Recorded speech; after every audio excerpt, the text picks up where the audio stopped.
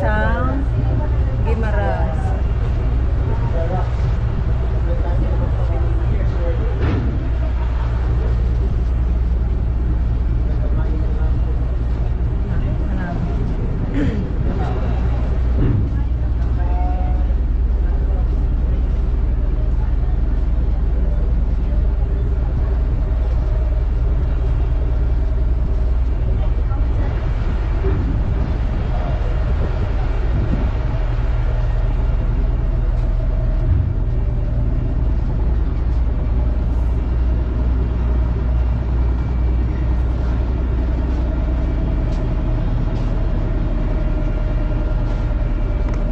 So magpahalin sa Guimaras, pakadto sa Iloilo, it's only like about 15 minutes, dasig lang. And ang bayad namon sa